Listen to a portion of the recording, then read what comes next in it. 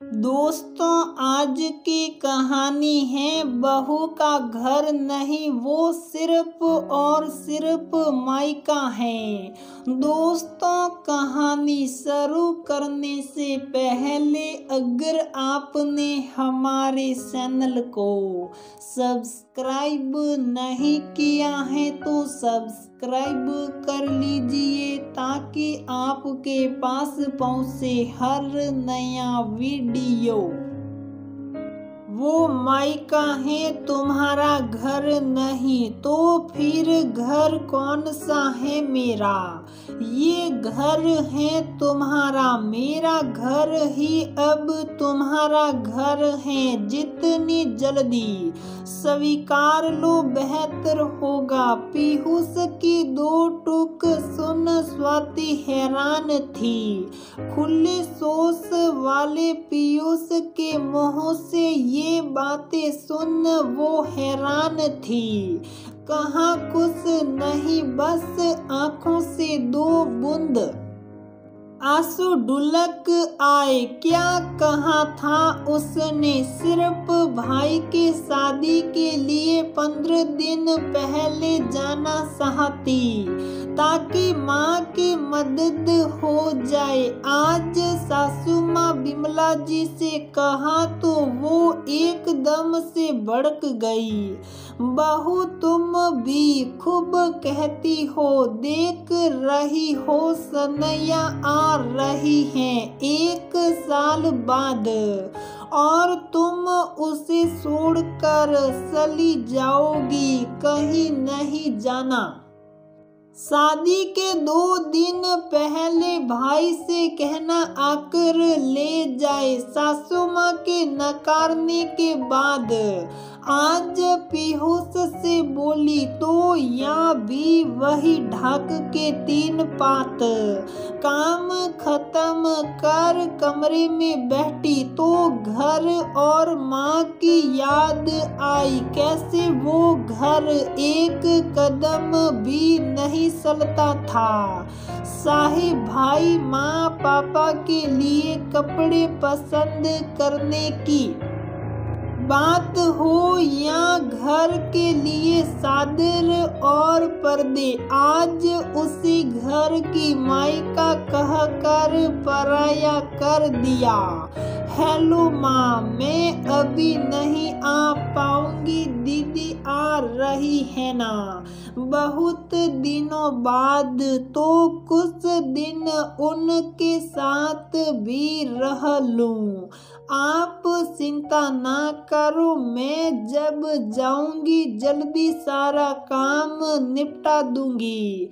आपके घुटने में दर्द रहता है ना, ज्यादा भाग दौड़ ना करना। अच्छा रखती हूँ। एक सांस में सब कुछ कहकर फोन काट दिया और बिलक पड़ी।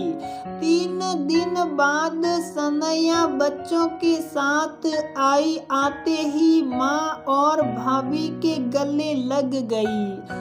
आह माँ, अपने घर आकर कितना सुकून मिलता है। कितना भी सुख हो अपने ससुराल में, अपना मन तो अपने घर में ही होता है माँ। सनैया की बातें सुन स्वाति की आंखों में आंसू आ गए। मन उदास था लेकिन फिर भी बड़े जतन से सनैया और बच्चों का आव भगत में लगी रही। खाना खाकर सनैया ने स्वाति का हाथ पकड़ पास बिठा लिया। स्वाति, भाई की शादी है, कब जाएगी घर?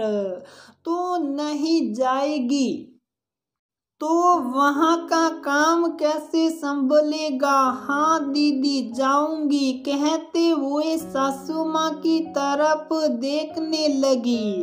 तभी बिमला जी बोल पड़ी, मायका है, घर नहीं, जाएगी शादी के 2 दिन पहले।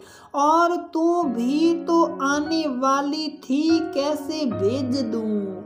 माँ की बातें सुन सनैया गुस्से से लाल हो गई। माँ तब तो ये मेरा घर नहीं है, मेरा मायका है, मुझे भी यहाँ नहीं आना चाहिए। पीयूष की शादी में आपने मुझे किस हक से बुलाया? माँ आप तो हद करती हैं, ये मेरा घर है, उस हक से आई हूँ। स्वाति चली जाती तो मैं सारा काम कर लेती, मेरा घर है, पहले स्वाति नहीं थी तो क्या मैं यहाँ नहीं आती थी? सनैया की बातें सुन स्वाति की आंखों से आंसू बहने लगे। बेटी की बातें सुन बिमला जी शर्मिंदा हो गई। ठीक है चली जाए, मैं कौन होती हूँ कुछ कहने वाली? पीयूष ने भी तो रिका था, कहते हुए पीयूष की तरफ देखने लगी। सनैया समझ गई दोस्त भाई का भी है। पीयूष मुझे तुमसे ये उम्मीद नहीं थी, वो तब जब तुम जानते हो कि स्वाति की माँ की तबीयत कितनी खराब रहती है। अब तो मुझे इस घर को घर कहने में भी हिचक होगी। ये मेरा सिर्फ और सिर्फ मायका ही होगा, है ना भाई? नहीं दीदी सॉरी, मुझे माफ कर दो, वो तो माँ तुम्हारे आने की दुआई दे रही थी। मैं खुद कल ले जाकर छोड़ आऊंगा। हाँ ये अच्छी बात है और अच्छा ही है ना, इसी बहाने हम भाई बहन रहेंगे घर में और स्वाति की शिकायत करेंगे, मजे से कहते हुए खिलखिला पड़ी। सनैया उसकी बातों से सभी खिलखिला पड़े। स्वाति आकर सनैया के गले लग गई। दीदी मैं जा रही हूँ, कोशिश करूँगी 2-3 दिन में कुछ काम निपटा कर वापस आ जाऊं। ठीक है जाओ आ जाना, मैं भी रह लूंगी तुम्हारे साथ। और ऐसे आती जाती रहोगी तो भाई की शादी की तैयारी भी हो जाएगी। अगले दिन स्वाति जाने लगी। सनैया ने गले लगा लिया और बोली जाओ अपने घर, मायके नहीं इस घर की बेटी हैं। इस घर को संभालने के लिए तुम अपने माँ पापा और भाई को संभालो, लेकिन मैं अपनी भाभी को बहुत मिस करूंगी।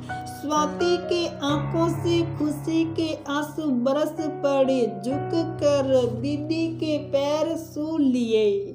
बिमला जी के पैर छुए तो उन्होंने भी बड़े आनंद से बहू को विदा कर दिया, क्योंकि उनके